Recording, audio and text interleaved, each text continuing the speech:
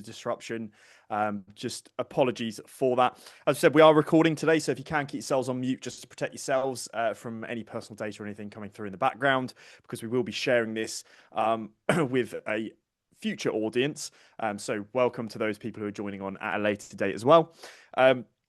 As we go through today, as I said, if you have any questions, anything like that, do pop those into the chat. I can see the chat at all times, so I will come across to you and try to address those questions. However, I will open up right at the end for any questions. If anybody does want to come off of mute and ask away, or even if there's anything you want to ask off topic, go ahead. We'll try and answer those as well, or we'll try and source you an answer and get back to you at a later date. So, this session today I've put together using quite a large amount of resources to try and make this as beneficial to yourselves as I possibly can, because this is such a serious topic and so relevant, and obviously a very important one that we all need to ensure that we are doing or have in place or have understanding of if this applies to us. So we'll go in quite a bit of detail today around the business contingency planning when it comes to sponsorship licenses, and obviously when those sponsorship licenses are revoked. What are we going to do? That is what this presentation is. It's what happens if that suddenly occurs. How are we going to continue business as usual? And the starting point for that is to have a clear plan in place. So some of the topics that we will touch on today, we want to build a whole picture for this, and we've got the time today to go through this in quite a bit of detail. So I do recommend that you take notes. As I said, we are recording this, so you can replay it, re-look back, but please do take notes. Very important, just so you've got a nice framework in place. But we'll build that bigger picture by starting off by looking at what it actually means to have that disruption of those sponsorship licenses. We'll understand what the risks are around actually having those licenses and what you need to actually do to ensure you keep them. And we'll go through any key questions that people have asked myself or generally come up time and time again before we move into the actual business contingency planning, how to structure that, some key things that you must put in there in order to, as I say, keep business running as normal. You don't want to get to a situation where it's an absolute emergency, everyone's panicking. That can lead to a huge disruption, and we'll touch on what the repercussions of that could be. And then finally, something which we also need to consider and must have in place are risk assessments. Part of that business contingency planning does involve risk assessments. We need to understand the risk and we need to understand how to mitigate the risk. So again, I'll give you a framework of some risk assessments that we can use. We'll look at that emergency response planning, and then we'll touch on testing and the importance of actually testing those plans. So many people have a plan. You might have the best plan ever, but if you haven't tested it, again, it's probably going to cause quite a bit of disruption if this was to occur. Hopefully it does not occur for you. So let's jump into those sponsorship licenses. As I say, I want to build the whole picture today, so we understand how we can structure those contingency plans. So I pulled a quote off online, and I said I have used a considerable amount of resources from lots of different sources, lots of different sites, webinars that I've attended. So a lot of this is pulled together from all of those, and again, built that general consensus. But there was a very good quote that I saw, and it was around holding a sponsorship license. And what it said was, being a sponsor is a fragile gift, a privilege, not a right. And that's how we should treat this, as something that's fragile. We need to ensure that we have all of the correct processes in place. We need to be constantly upskilling ourselves and ensuring that we are meeting our legal requirements, because, as I said, they are fragile. Things are changing all the time.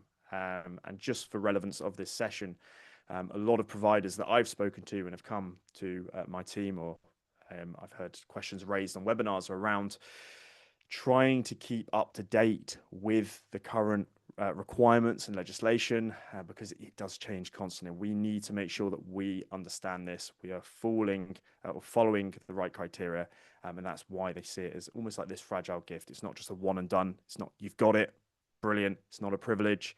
It is a privilege. It's not a right. So when we're hiring talent from overseas, there are a few things that we do need to consider, that we need to have in place. And again, all of this can make up that business contingency planning or pre-planning right now to make sure that we don't get to a situation where our sponsorship licenses are being revoked. And that is firstly having correct licenses and procedures in place. It is required. It is an absolute requirement if we are employing anybody from overseas. And I will just put it out there right now. I'll be very transparent with you. It is complicated. It is a complicated process. And so we do need to have due diligence and care when we are making those applications or when we are completing them. The application must be perfect when submitted. And the reason I say that is, again, I have seen cases and examples of even the smallest discrepancies or smallest inconsistencies in those applications because of rushing or time pressures. And as a result, they were either rejected or it came to a point where the sponsorship license was revoked, causing huge disruption. So very important they're perfected. And it is your ongoing obligation once the license is obtained to ensure that everything is correct and that you are following correct procedure and practice.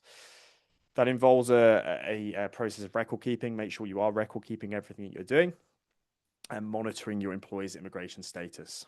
And if there are any changes, that you are reporting those to UK visas and immigration. Really important. So a lot of due diligence around this.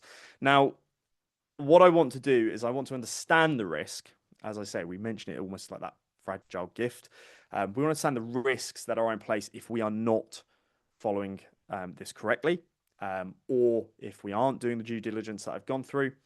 And if we just look at statistics that are being put out year on year, I've put a few of the figures down here. These are quite worrying. These come from the Home Office, but there is currently a huge clampdown happening on the UK care sector.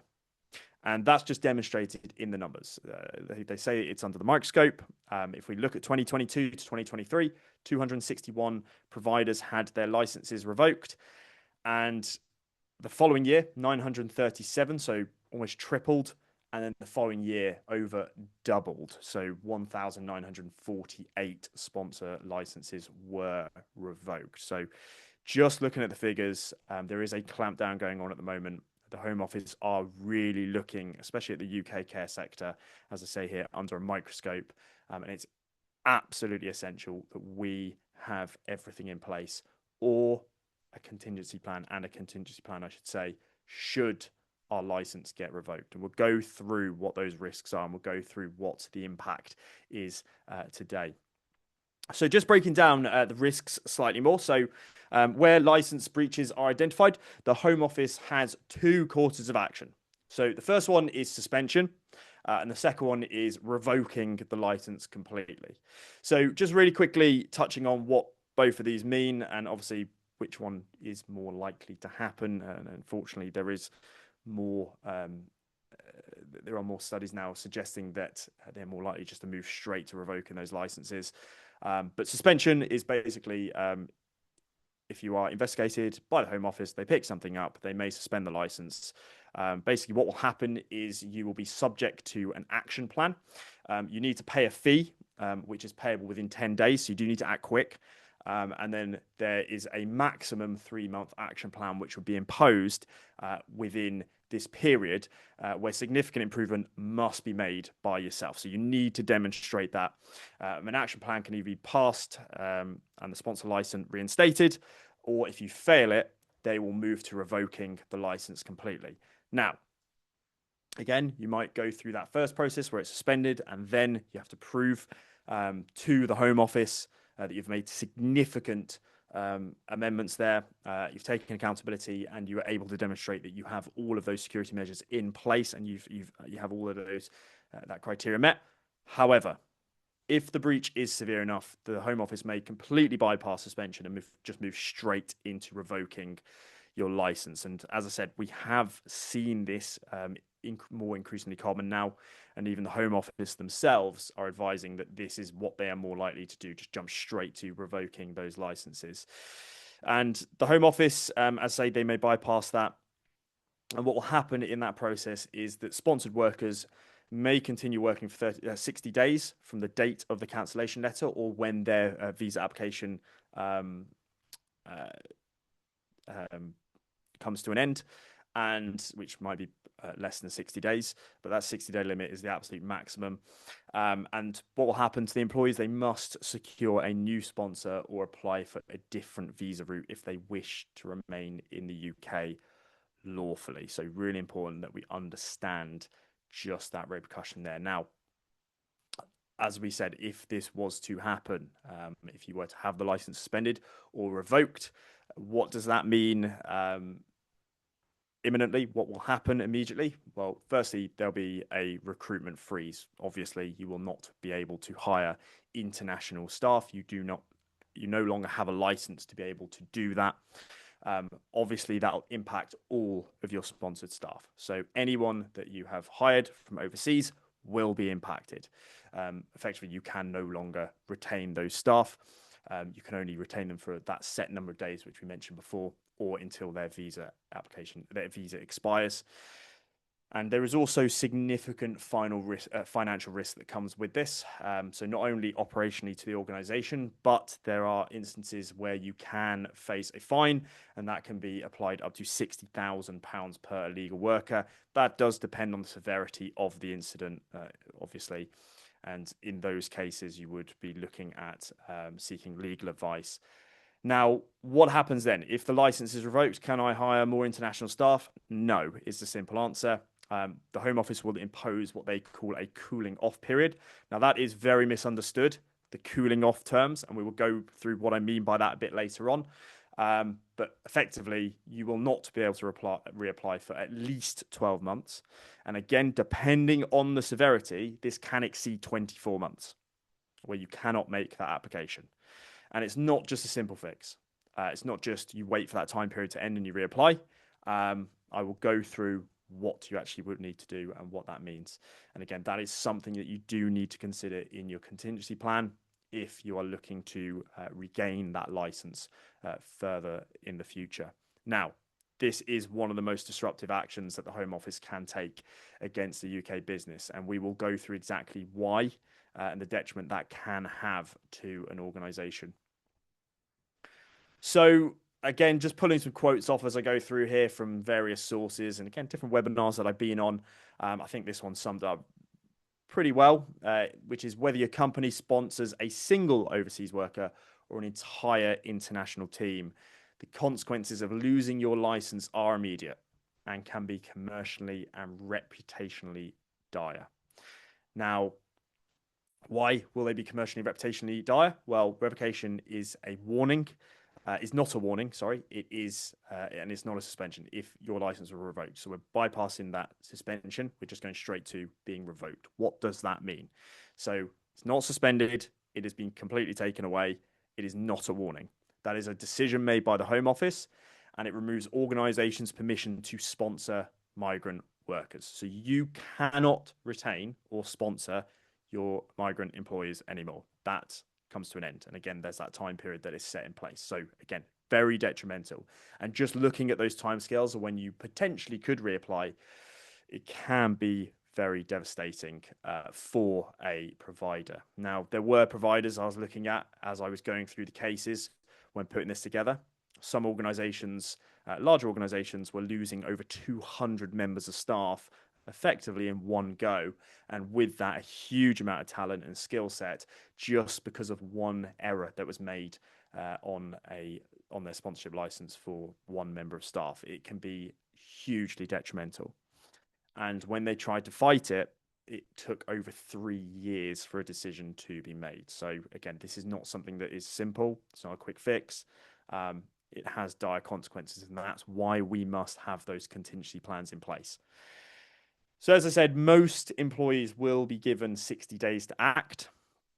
And as I mentioned before, those sponsored workers must secure a new job with a different sponsor or switch visa category or leave the UK. Now, why am I saying that? Because it is our duty of care as an employer to communicate this to our staff. We need to support them. We need to understand what the implications are for them, and we need to help them. So obviously, this will have an impact on staff morale, especially if you hire a lot of international workers. Not only that, but current staff morale, they are now potentially faced with a situation where they may have to work overtime. There's fatigue that comes in place. They might be moved into other roles temporarily. Just losing staff or a significant portion of staff obviously will have detriment on staff morale. Obviously, service disruption as well if we're suddenly losing staff, and then reputational damage.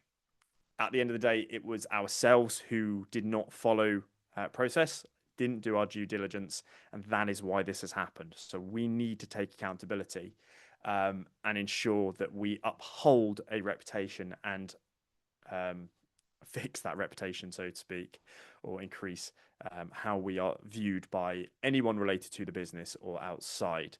Because now suddenly people will lose trust in us, especially when it comes to other areas of compliance. If we've failed on one, what other areas could we begin to fail on, especially with one that had such dire consequences? Now, I mentioned this before and I will mention it again. It is absolutely critical that you communicate and support effective staff by helping them explore options to stay in the UK if that's what they wish to do.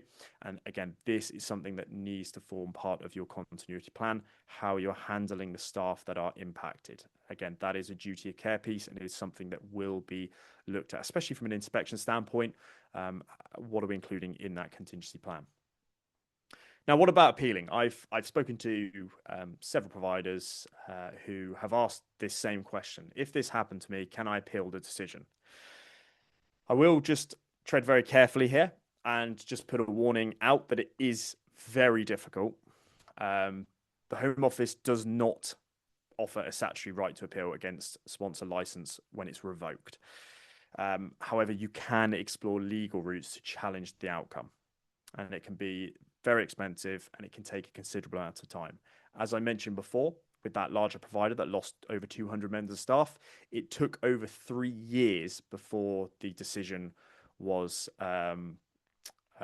basically the decision was not upheld by the Home Office. They found grounds that it was incorrectly done, but that was a 3-year process and there was significant legal work applied to that. So what is suggested is you seek judicial review of the decision. I've applied some details here and I'll apply them at the end as well. So we got the details for Leicester Aldridge. You can find additional information on their website following the link should you want to seek additional information or legal advice on this matter. Now, as I say, if the route, if you do try to dispute it, it needs to be done swiftly, typically within 14 days. If that route is not available or it's unsuccessful, you need to, as I say, consider that legal option. And I will not give a legal advice here today, but it's something that you need to go down that route and get legal advice on what you should or shouldn't do. It can be very difficult, as I mentioned before. Challenging a sponsor license revocation requires expert knowledge. It's not just something you can go and Google and try to argue this on.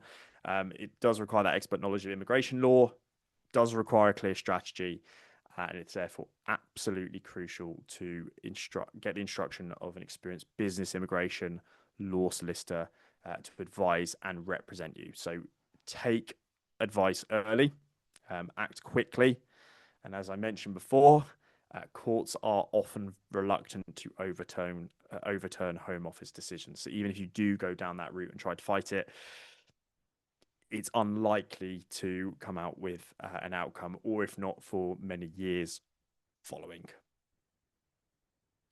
So the cooling off period. A lot of people ask this question. A lot of people just assume you just wait 12 months and apply again. It's not that simple. It is one of the most misunderstood consequences of having a sponsorship license revoked. Once that license is revoked, you can't just simply fix it and then reapply. The Home Office will usually completely prevent a new application for at least 12 months. So, and if it was a serious breach, for instance, if you knowingly employed someone without a valid permission to work, the cooling off period can extend to over 2 years. And that delay is non-negotiable. You will not be able to just go and negotiate that with the Home Office. If that is the decision they've made, that is the decision that has been made. Attempting to reapply to that early is likely to result in automatic rejection. So it's absolutely essential that you use that time wisely. That cooling off period needs to be used wisely. You need to take that time to address the reasons as to why your license was revoked and prepare a credible case for future sponsorship application. So, as I say, use the time wisely. It's not just a period where you just sit and wait and then reapply. You need to understand what went wrong before and take accountability. Demonstrate to the Home Office you know where you went wrong and that you have gone to the utmost to resolve that issue. And if you've done that, and if you've followed those steps, the Home Office is more likely to approve a new application from yourself if you show that you've taken the issue seriously, rather than someone who goes and blames the system. And we've seen that as well, where people will fight it, even though they were in the wrong. And when they come to try and reapply, it's just rejected immediately because no accountability was taken. So let's say that you are in this situation. You hire international staff and you get a notice from the Home Office. Your sponsor license has been revoked. What do you do? First thing is to remain calm. I've spoken to many organizations, and not just around sponsorship license, but in all areas of business continuity. When they're faced with a difficult scenario or a challenge, what the default is to go into panic. And panic mode will often end in chaotic decision making, huge financial or erratic spending, lack of communication, detriment to staff morale, and obviously tainting your reputation. So we need to calm down. If we have a good plan in place, we will be able to remain calm and just follow the steps. That's the whole point in a business contingency plan. It's continuing business as usual. Yes, you may lose lots of your staff, but we have a plan B. We know exactly what to do. And that forms part of our business as usual, so to speak. What do we do? Where do we go from here? We know exactly how to act. And so we'll just carry on as normal. As normal by what the plan is telling us to do. So first thing to do is just read that notice carefully. Very important that you fully understand the reasons as to why your license has been revoked. So that letter will set out specific breaches identified, and also you'll receive evidence by the Home Office. So it'll all be in there as to why they've made that decision. So step 2 is go and conduct an internal audit. Really important that you're reviewing everything. Why did this happen? How can we prevent this from happening in the future? This is where you start to use that time, that cooling off period, to build that case going forward and correct the past wrongs, so to speak. So first, just review your HR systems, check your right to work. So right to work checks, look at your reporting history, look at your personal records, try and find out what went wrong, identify the causation, and put a plan in place how you will amend that or fix it. Very important. Step 3, legal strategy. So decide on a legal strategy. If you believe there has been an error, and obviously you do need to act quick on this, if you believe there has been a clear error in the Home Office reasoning, still take that time to read carefully and think. Obviously, what you don't want to do is go and dispute it, even though you were absolutely in the wrong, because that can cause you more harm than good. But if you believe there's a clear error, and this is where you will need legal advice, prepare and submit an error correction request. And if that decision was disproportionate, let's just say you find it unfair or even illegal, what you need to do is then, as I said, consider that judicial review and whether it's a viable option. So get that legal advice. But as I say, either way, if you're looking at disputing, you do need to take action fast here, especially in that initial disputing phase where you're given a set period of time before you go down that full legal route. And then finally, team. One of the most important things to continuing business as normal as we can, as best we can, is to ensure our team morale is in place, that we have roles fulfilled. Sponsored employees, especially, they are going to be in a very stressful situation where they are potentially looking at having to leave the UK.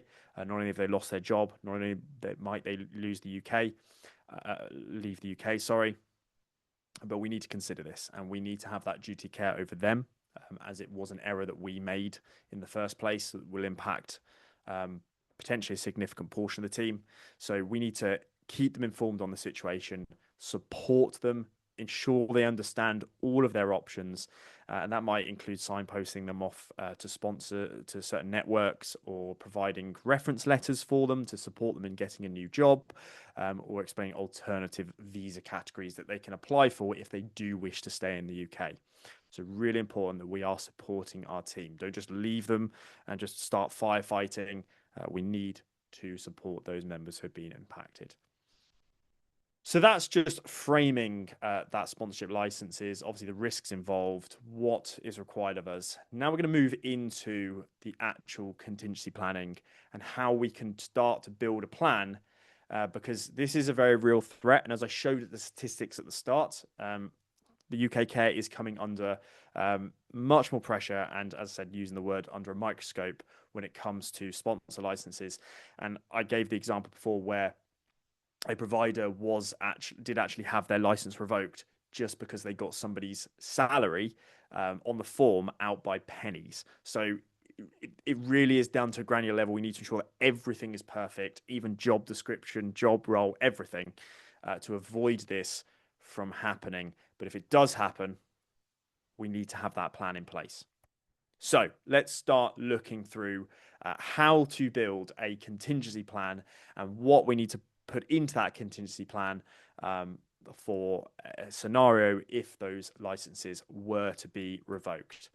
So I think a good place to start is to actually understand the importance of a contingency plan. So why does it actually matter?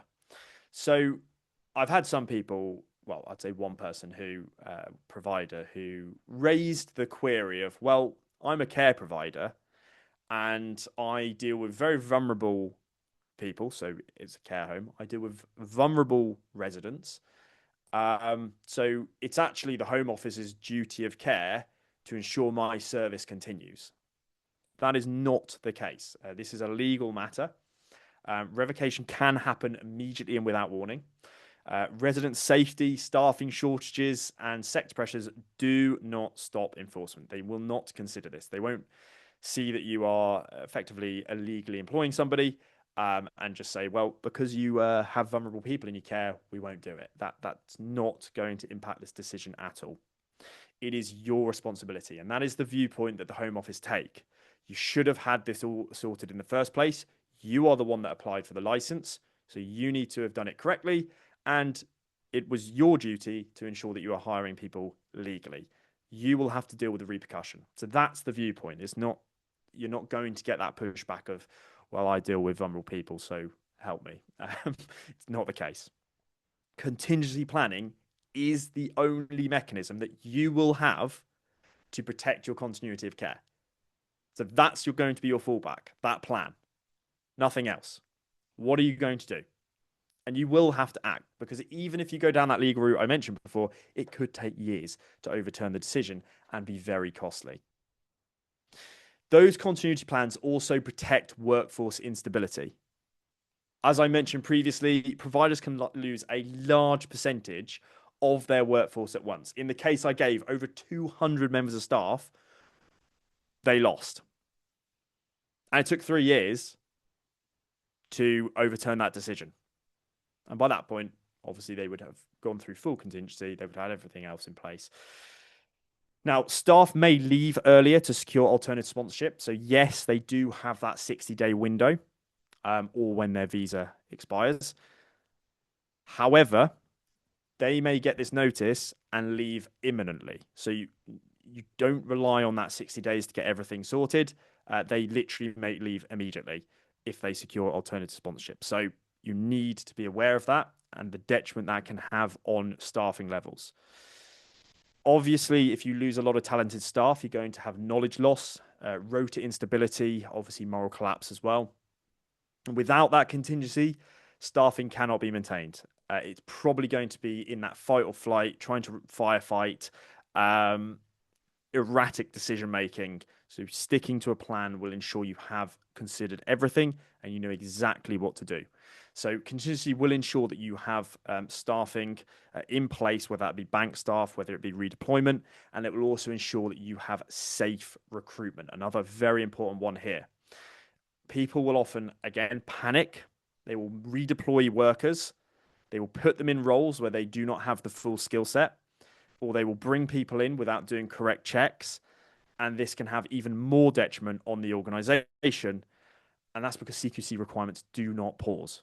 Care providers must remain fully accountable for safe staffing, continuity of care, and avoiding unmanaged service disruption. All of those things still apply. And CQC can still take action if there is unsafe staffing and governance. They won't just sit back and say, well, poor you, you've had your licenses revoked, so we won't focus on anything else. No, you are still held accountable. And so if you have that plan in place, you will be able to demonstrate that you are able to have good governance, good foresight, and strong leadership. 3 areas that CQC look at specifically. And as I mentioned before, if you don't have all of this, you can face additional consequences in parallel.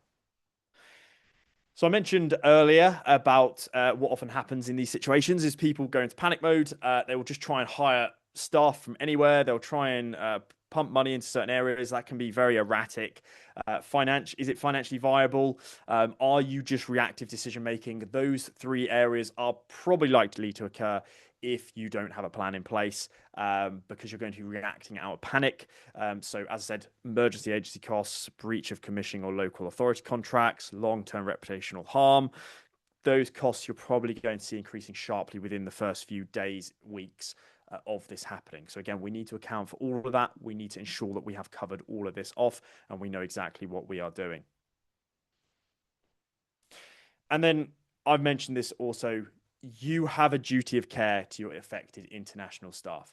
Contingency planning ensures actions are lawful, humane, and well managed. So you're not just making it up. Again, I'll just give a case here. Just speaking to a provider in the last few weeks who had an incident happen, which wasn't sponsorship license revoked, but it did require them to have some form of business continuity planning. They did not have a plan in place and they did go into absolute panic mode. And as a result, they started to just improvise on what to do around staffing. And again, it can have very poor consequences. You do have a duty of care to your staff. They are human beings after all. And we are required to look after them and ensure that they are also well informed and protected.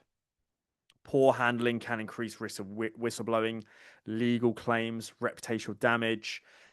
Ethical failures do undermine trust as well of commissioners or regulators, and it can cause staff distress and destabilize remaining teams. So really important that we have considered all of this. And then finally, the care sector is under intensified scrutiny. I showed you the figures at the very beginning.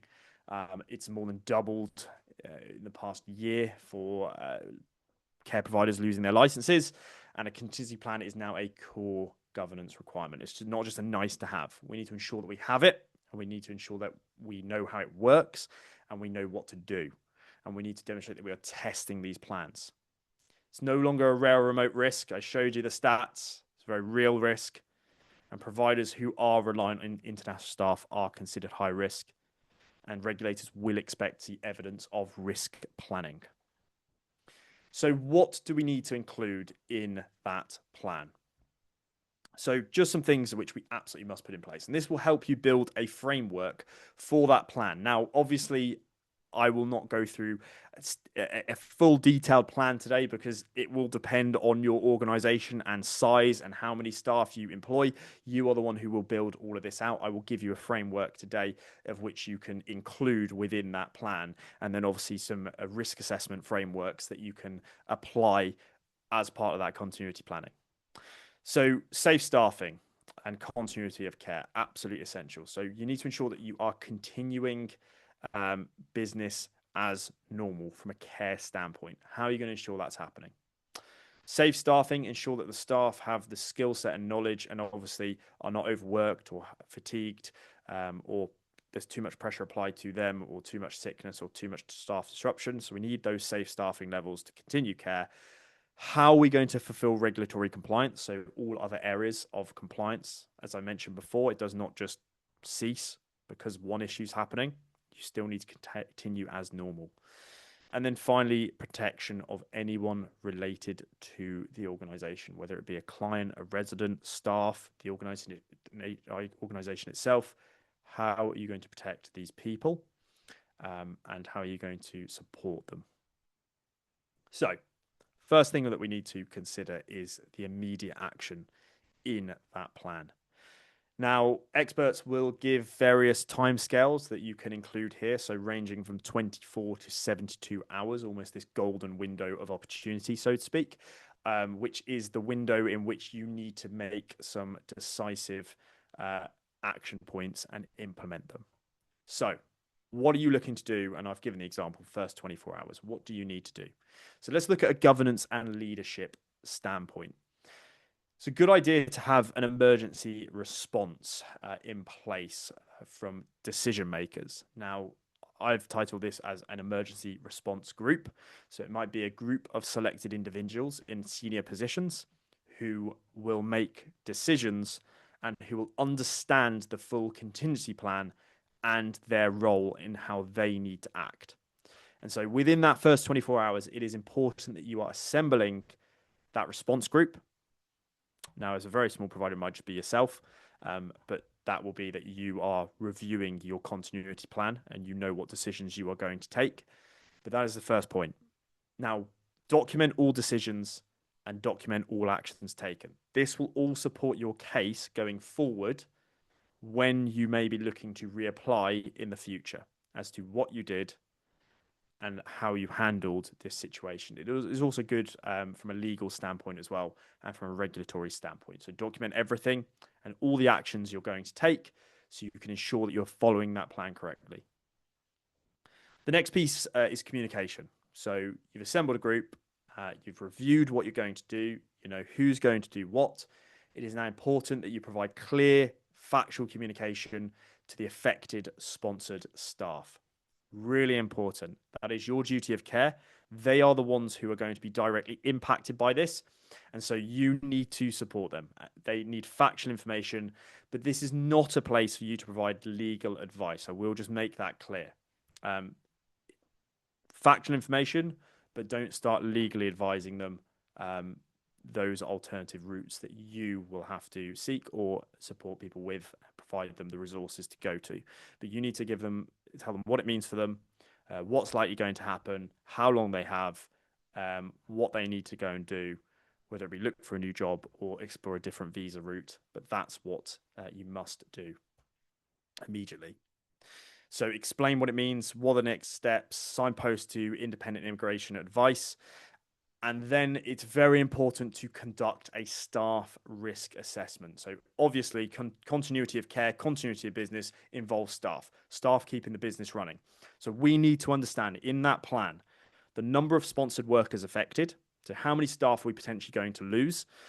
Roles critical for service delivery. Services at highest risk of unsafe staffing, and then review the rotas for a fixed time period. I've given an example, review your rotas for the next 12 weeks, 3 months, just to ensure that you have everything in place in the short term before we start to move into those more medium term actions. So the next step is to enact workforce continuity measures. So as I said, we've communicated to our staff, we've given them support, and we know who is to do what in terms of senior management, and we know how to act. So what do we do now? Short-term actions. Obviously, we need to prioritize staffing and safe staffing. So activate approved agency frameworks. All of this will be part of your plan. What are you going to do? What agencies do you use? Do you have resources and allocation in place to communicate with them? Is there the potential that they will be able to support and provide resourcing? Bank staff, overtime. Obviously, for overtime, you're looking at working your staff within fatigue safe limits. That falls in line with other due diligence and safe staffing. All of these things we must consider. Will you need to redeploy staff across your services? And do you have priority staffing as well? So things like personal care, um, medication administration, night cover, high dependency individuals. So do we have that priority staffing in place? The medium term actions that we'll be looking at when we're enacting workplace continuity measures are how we're going to then move into ensuring that we have replaced the staff going forward. So we need to look at accelerating recruitment. So how might we do that? Again, part of our plan will list out what we have done to start employment, whether it be local advertising, job centres, partnerships. It's very important that you are reviewing skill mix and supervision roles to maintain safety. Now, often what will happen if a plan is not in place, people will be erratic. They'll just pull anyone in. They won't do the full checks, and that is deemed unsafe staffing. So we need to ensure we have safe staffing in place and that we have a plan for recruitment moving forward once we've passed those short-term actions. We can't just rely entirely on agency, bank, and redeployment, and it is just not sustainable from a business standpoint and from a human level. So as a whole, what about service continuity and safety? So these are things that we need to implement. Again, in that plan, as we go through and we need to consider moving forward. So obviously maintain person-centered risk assessments during staff transitions. So I will give some frameworks for risk assessments. Really important that we have identified all risk and how we are going to address that risk with the continuity planning. If we were to have an audit or an inspection, and we do have international workers, it will be expected that we are able to demonstrate how we would handle a scenario like our licenses being revoked and keeping staff safe and secure and service safe as well. So how are we going to do that? So again, risk assessments, strengthening handover processes, so increasing the level of communication. Medication management, if that applies to you. So insight, oversight may need to be increased temporarily, especially if we now have staff shortages or certain skill sets having moved out the organization. And then any risk of unsafe staffing needs to be immediately escalated. So we need to be reviewing this and ensuring that we have safe staffing. I'll just keep saying that. It's so important for continuity. And obviously, if we lose a lot of staff or staff members, there is that risk of unsafe staffing. Financial contingency, which I mentioned before, we don't want to get drawn into a situation where there's erratic or chaotic spending. So we need to activate emergency financial controls. So these are all things that you will have considered, you will have budgeted for, and you will have ready to draw on should a scenario like this occur. This is all part of planning. We don't want to be in a situation where we know costs will rise in the first few days or weeks, but we don't have access to those funds. What is it likely that we need to spend money on in the short term? So agency cost monitoring, daily staffing cost oversight. So what that will involve is reviewing our contractual exposure and reviewing our cash flow impact. Now, this might be someone in a financial position or head of finance, or again, it might be you if you are responsible for this. But when I mentioned that group that you're assembling at the beginning, one of those people is likely to be or will be the person who deals with finance, because they will know what to do and they will know how to remain calm and they'll know how to follow their plan in this situation. So as I mentioned, in those first 24 hours, it's really important that we are informing staff, but going forward, we need to support them. And again, this needs to form part of your plan. So it will directly impact sponsored employees. And they do have a limited time frame to find a new sponsor, or they will need to leave the UK. So you need to inform affected employees as soon as possible. You need to offer the support, and you need to move fast and document every decision, discussion, and remedial step. This will show that you have understood how to act, and you're able to demonstrate going forward that you were able to resolve the issue well for that person and support them. Because again, if you haven't put any of these steps in place, very likely that you would receive another license going forward, just because of the amount of detriment it would have caused to individuals. and that you recognize the ethical and well-being impact on sponsored staff. So you need to communicate respectively and transparently. So this, again, in your contingency plan might mean that you have documentation in place in that plan that you are able to distribute immediately, that you have compassionate communication, and that you are able to support the individuals. You know every step they need to take. You know where to prompt them for advice. You can provide references quickly and employment records promptly, because it may mean that these people need to get a new job as soon as possible. So again, you need to be able to cover all of those steps, and these form that contingency plan. So the support does not override immigration compliance obligations. You are still obligated to support your employees and support these people. So this involves taking them through all these support measures. And again, you will know where to draw on all of that information should the time come. So alongside this, you need to retain your reputation. Reputational damage is a huge one in this case, because it can be so devastating to just suddenly lose employees in this circumstance, especially if it was your fault, which in this case it would have been, because record keeping would not have been done correctly, or you would have got those licenses incorrectly. So you need to prepare a clear narrative. So again, this is a communication piece. It's important that you're communicating to all key stakeholders, whether that be commissioners, inspectors, partners of your organization. You need to be able to communicate a clear narrative as to what went wrong and what you are doing to basically resolve this issue or move forward. So it will instill trust in all of our stakeholders. Ensure that your messaging reflects accountability. Now, remember, if you do go and try to do an application again in the future, the Home Office will want to see that you have taken accountability. So it's important you are taking accountability. You know what went wrong. You know how to keep people safe, and you know, again, the risk management side of things. So again, you need to ensure these areas, as it all makes up that bigger picture moving forward. It's also important that you are conducting a formal post-incident review. So again, in your continuity plan, this will all be part of this. So there'll be an area which will be post-incident review, where you will ensure that you take the time to identify the root causes and control those failures. As I've said time and time again, that will support you if you are trying to reapply going forward. How are you making improvements to governance and HR systems? You will need to update your continuity plans, your risk registers, and your board assurance frameworks. There's various areas. I've just given some examples here. So these are the key considerations that you need to apply to those contingency plans. Now, alongside a contingency plan, it is a very good idea, and I would say someone should absolutely have these in place, are risk assessments.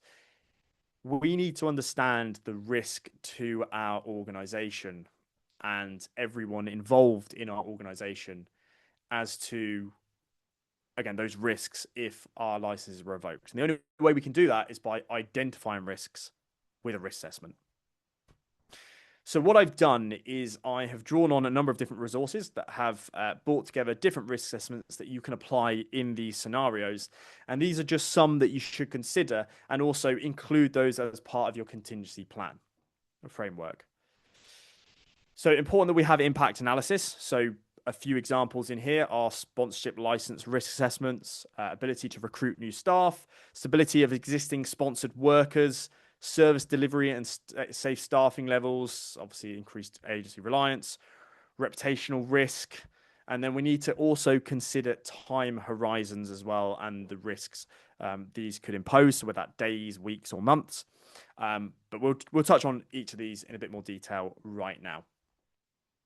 So one risk assessment that you can have is to look at the workforce supply risk. So what is the cause? Home Office have either suspended or revoked your license. What is the impact of this? Well, you can't hire any more sponsored workers, and your recruitment pipelines will collapse. So if you are dependent on international workers, that pipeline will collapse now. You won't be able to hire anyone internationally. And you will have an increased reliance on agency or temporary staff, or there will be the pressures of existing staff to do overtime or move into other roles. So that's the impact. What are the controls that you have in place to address this?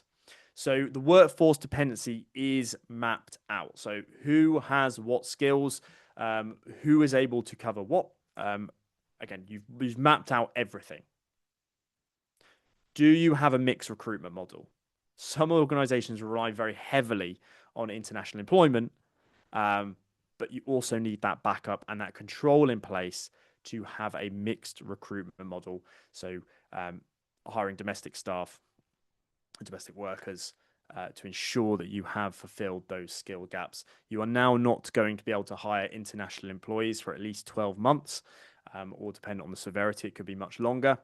So you need to ensure that you have that recruitment model in place.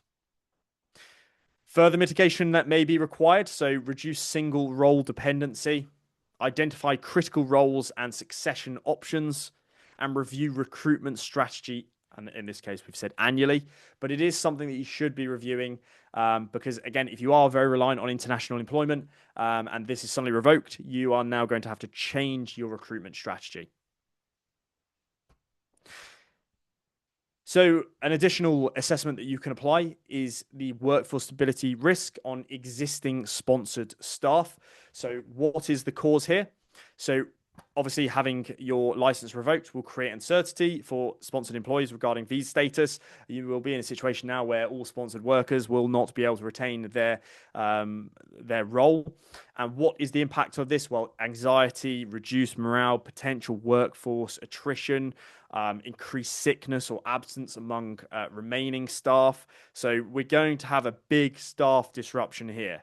So what are the controls that we're putting in place? Clear HR process. We know how to handle this. We know how to communicate to our employees. We know how to support our employees. We know how to provide legal and well-being support as well. We can offer all of that. This should all be contained within that plan. What is further mitigation that we may be required of us? So again, that communication plan for sponsored staff. In those that immediate action point in your contingency plan, you need to ensure that you are communicating with those sponsored staff as a duty of care. You should have a named HR contact, so somebody those staff can go to and draw on answers. There will be this big area of instability and anxiety, and they probably will have a lot of questions and will need a lot of support. So you need somebody who is able to provide that and dedicate the time to give that.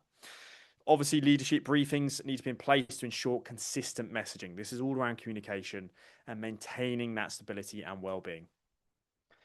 How are we going to continue the service?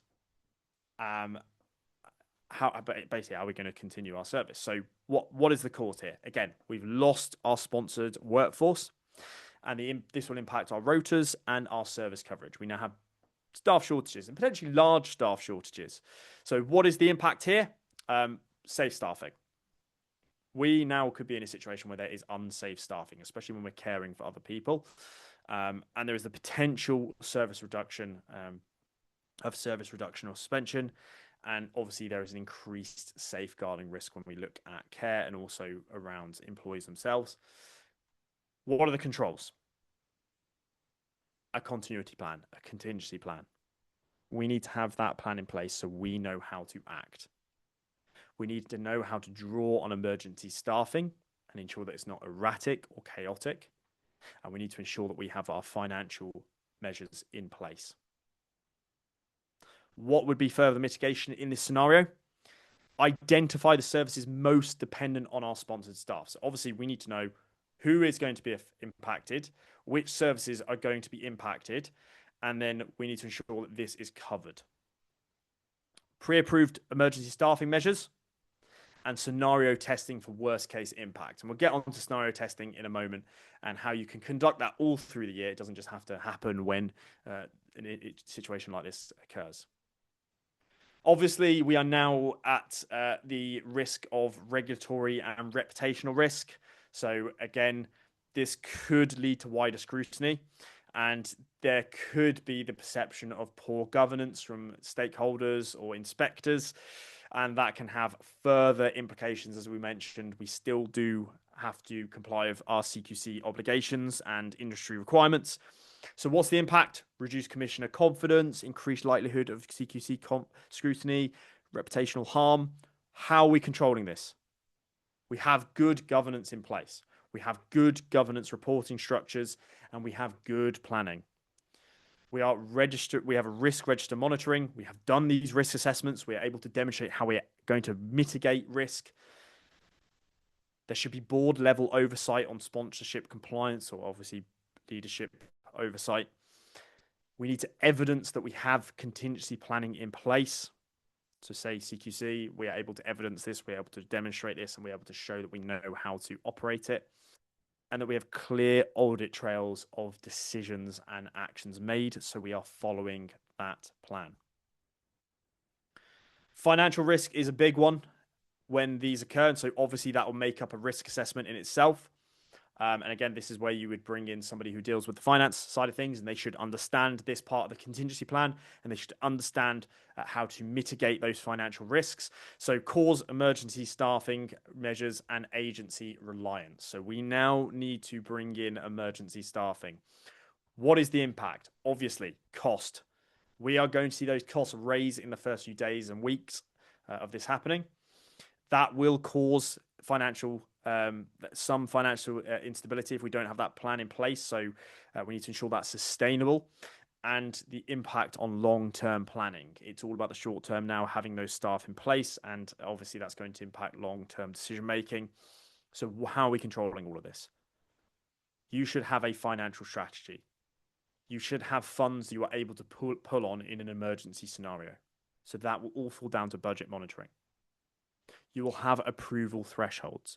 So just to stop erratic spending, you have thresholds that have been approved of what your spending needs to be within to ensure that you are able to cover that staff. A lot of organizations fall into the trap of just spend. They have no budgeting, they have no threshold, and it can be almost this snowball effect of financial risk to themselves. You have costed contingency options. So you have a contingency plan. Whoever deals with finance should be able to cost this contingency plan and know exactly how to act and when to act. At the end of the day, you are a business. You need to operate like a business. That involves continuing that business financially and keeping the financial sustainability running. Have pre-approved spending limits for emergencies, and regularly cost model your workforce. And that goes to emergency staffing as well. And then final risk assessment that I wanted to put in here was the governance and leadership risk. So a big one, especially for CQC, is they want to ensure your organization is well led. That is what good looks like under their strategy, and that is what they will be looking at. And obviously from a stakeholder standpoint and from a staffing standpoint, everyone needs to ensure that they can trust their leadership. And so having good governance in place will ensure that we can mitigate this risk. So let's look at a cause here. Lack of clarity over decision-making during a sponsorship incident. So it comes out of the blue, we don't have a plan in place, panic. We don't want to have that happen. We need to avoid this. So what is the delay of this? What is the impact of this?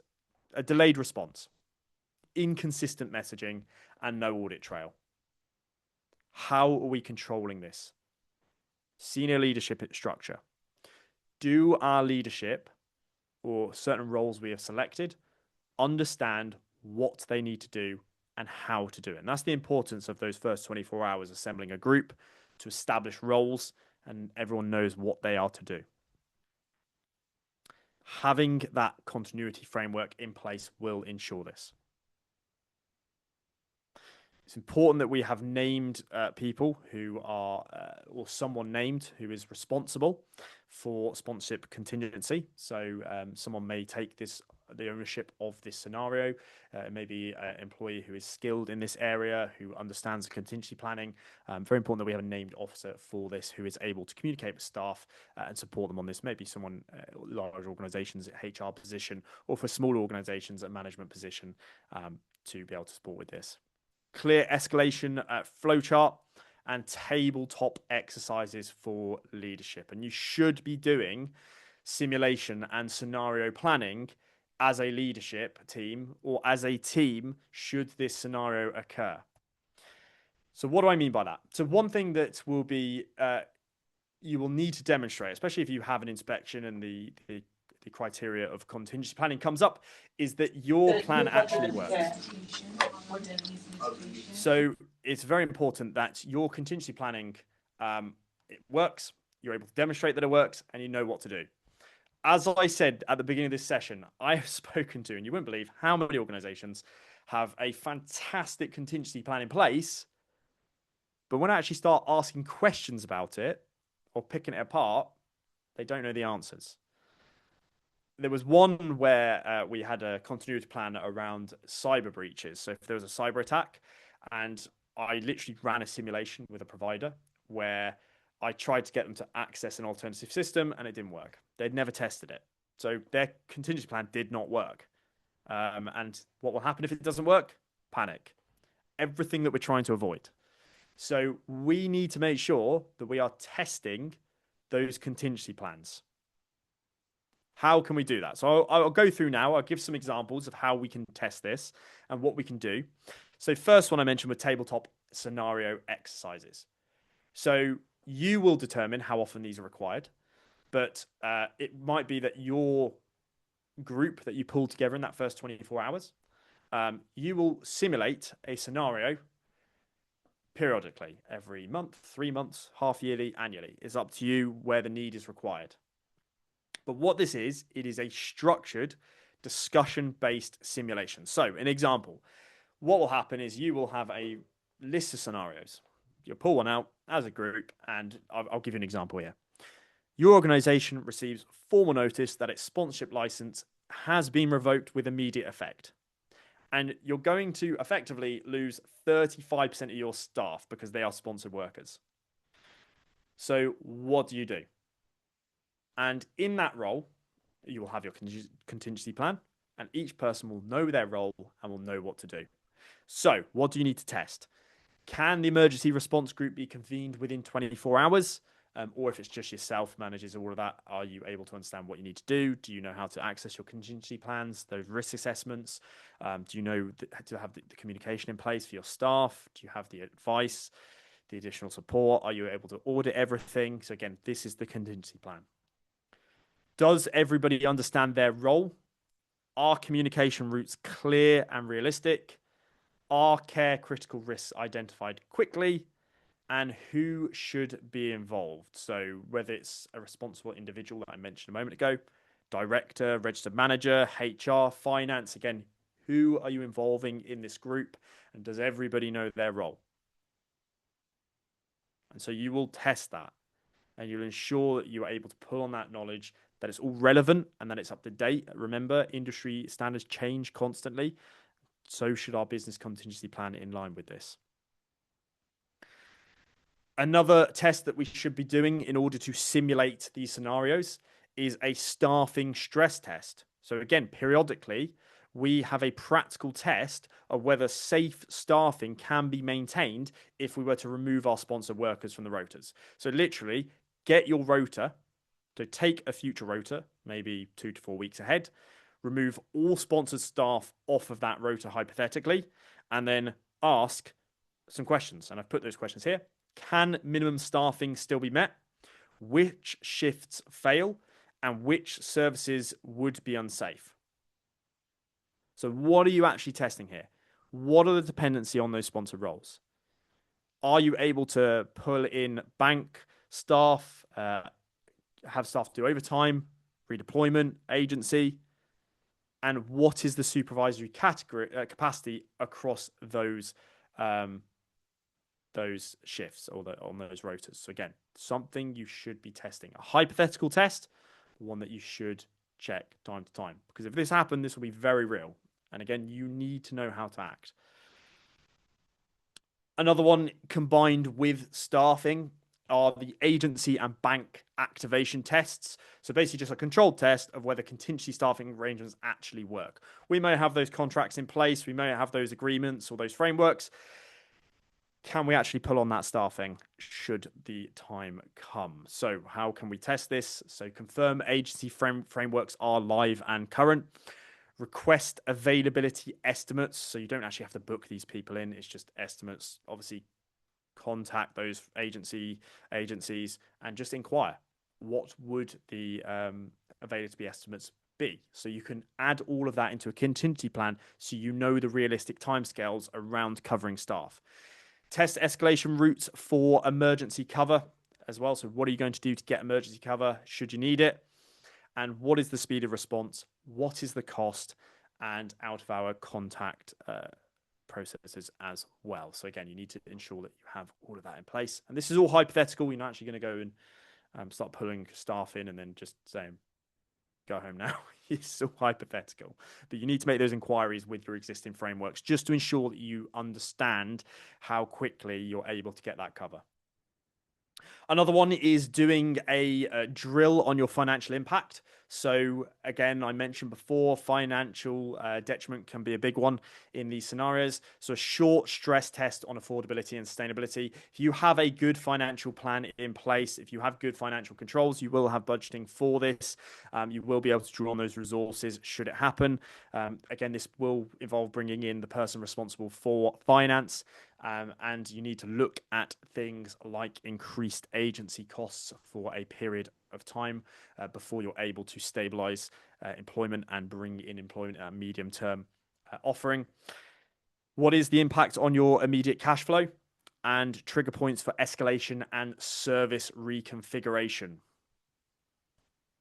And then just some additional testing you can put in here. Now you can put lots of testing. You can meticulously test every part of your contingency plan, and I would recommend that. But just some additional ones you can do in here are communication drills. So test whether you've got the correct communication in place, that you're able to communicate it correctly. As I said before, rules and regulations do change constantly, and so do requirements, and it can be very hard to keep track on what actually is going on. And that is our duty, unfortunately.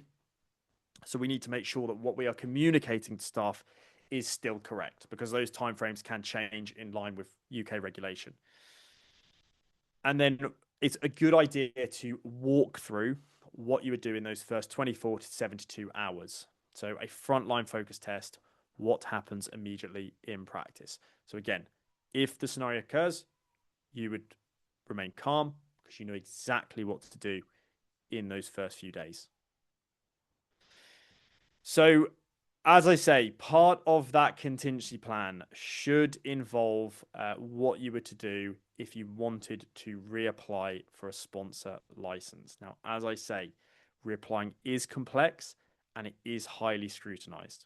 So I've put it requires a clear understanding of why the license was revoked. And if we're following that contingency plan correctly, we will be able to identify all of those issues. We'll be able to have that plan in place to then look to move forward, continue as normal, and potentially reapply in the future. So evidence any issues and that you fully address those issues and demonstrate compliance with Home Office requirements. That is what they're looking for. They're looking for accountability and they're looking for remediation. You have amended or you have fixed what went wrong in the past. Now, if you are looking to reapply, just some key points to understand here. That cooling off period, I mentioned it before. Typically 12 months, you will have to wait, but it can be much longer. And it's not just a one and done. It's not just wait and then you can reapply.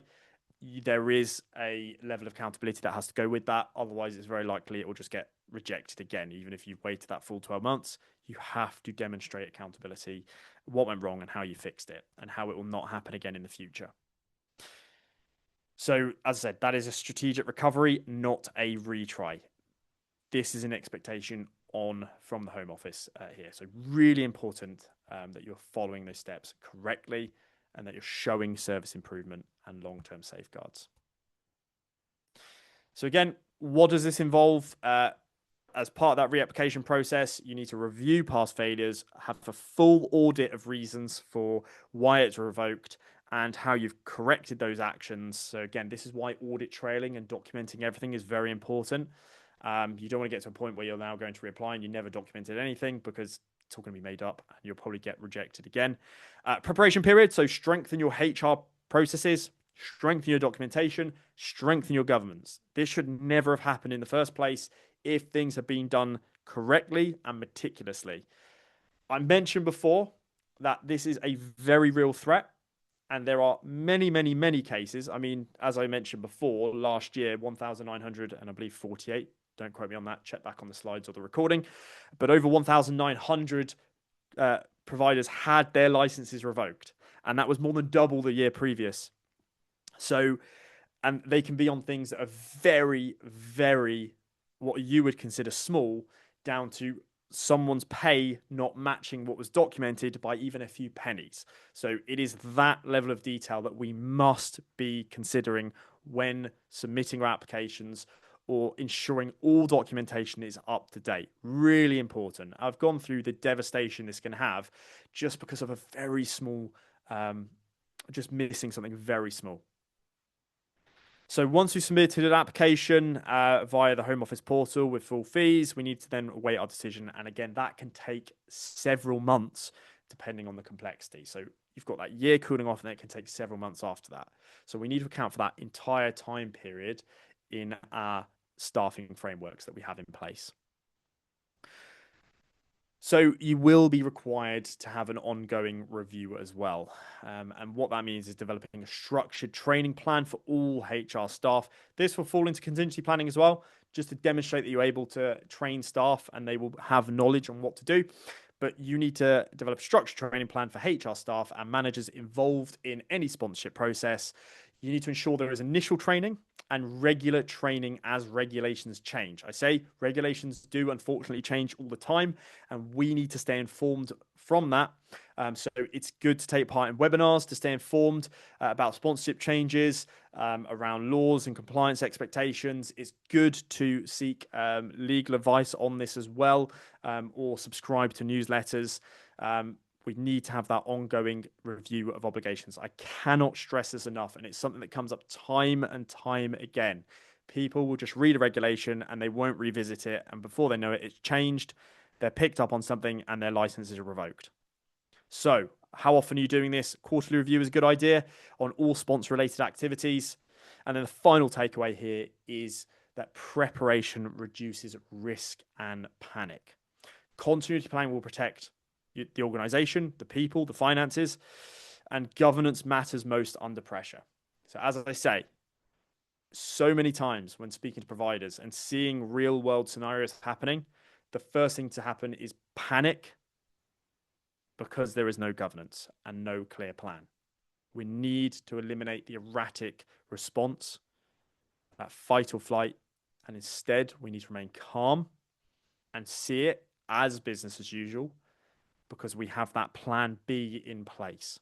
So we know exactly what to do and conduct normal business should this happen. So just some final takeaways, and this is where I would definitely take some notes here. So really important, as I said, that you are keeping up with legislation changes around sponsorship and immigration. Absolutely essential. Many people have been picked up on this because they did not keep up to date with changes. And the UK care sector is, as I say, unfortunately coming under a microscope when it comes to sponsorship licenses. So please, please, please keep up to date. How do you do that? Good place to start is by looking at our manager forums or reading our newsletters for updates. So you can go across to our site, you can subscribe, you can get on there, get those updates, join those meetings. There are loads of resources out there, and whenever there is a change, it will be communicated. Also, just a referral that we use are Leicester Aldridge. So if you do have any legal queries or questions, we often pull on them for that support. So you can visit Leicester Aldridge if you do require legal support, or if you need to get further information around sponsorship licenses. There's a whole catalogue of information over there, and I pulled a lot of that to this presentation today actually as well. So just very quickly before we finish, I will be moving on to any questions. So we'll come across to you. I haven't seen any questions as we've gone through. Actually, I will just scroll through very quickly.